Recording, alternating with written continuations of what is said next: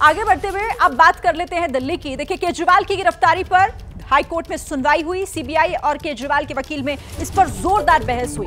Bell देने से धरती नहीं हिल जाएगी, ये अभिषेक मनु सिंघवी की तरफ से कहा गया। 2 साल पुराने मामले में अब गिरफ्तारी आखिर क्यों, ये सवाल भी पूछा गया, सिंघवी की तरफ से उठाया गया। ये दलीलें तमाम जो रखी गई हैं वो आपको हम बता रहे हैं। सीबीआई ने दलील ये दी कि जब सही समय तब गिरफ्तारी हुई। केजरीवाल चुने हुए सीएम, कोई आतंकी नहीं है। 29 जुलाई को जमानत याचिका पर अब अगली सुनवाई होगी। तो जमानत को लेकर जो सुनवाई हुई उसमें कैसे सीबीआई और केजरीवाल के वकील में जोरदार बहस हुई। अभिषेक मनु सिंघवी जो ये कहते नजर आए कि बेल देने से कोई ऐसा नहीं है कि धरती हिल जाएगी, और उन्होंने गिरफ्तारी को लेकर भी सवाल खड़े किए, उसकी टाइमिंग को लेकर भी। दीपक रावत हमारे साथ हमारे संवाददाता जुड़े हुए हैं। दीपक, बताइए जरा, और क्या कुछ हुआ, क्या कुछ दलीलें दी गई हैं? और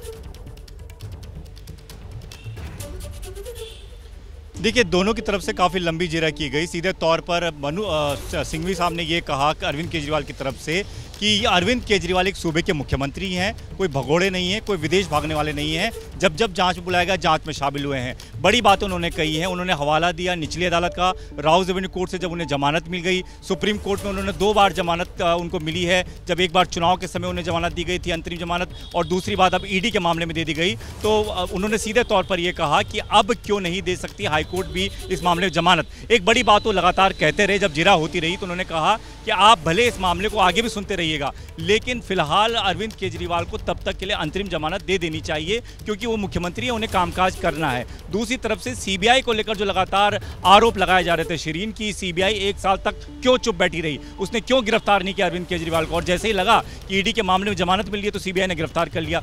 उस पर सीबीआई के वकील ने सीधे तौर पर कहा कि ये लगातार कहा जाता है जांच एजेंसियों को लेकर कि वो इस तरीके से काम करती है, राजनीतिक दबाव में काम करती है। ऐसा कुछ नहीं है। सीबीआई लगातार जांच करती है। सीबीआई के पास जब सबूत और तथ्य होते हैं तभी कार्रवाई करती है, किसी को इसी तरीके से गिरफ्तार नहीं करती। सीबीआई चाहे तो पहले भी गिरफ्तार कर सकती थी, जिस दौरान उन्हें चुनाव के लिए अंतरिम जमानत दी गई थी। लेकिन उस वक्त सीबीआई ने देखा कि चुनाव के लिए अंतरिम जमानत मिली है। जब वो वापस जेल में गए तो उसके बाद सीबीआई की इंक्वायरी जब पहुंची इस जगह तक जहां पर उनकी गिरफ्तारी होनी चाहिए की तरफ से, लेकिन उसका फायदा कोई नहीं हुआ। लेकिन हाँ, एक और तारीख 29 जुलाई मिल गई है।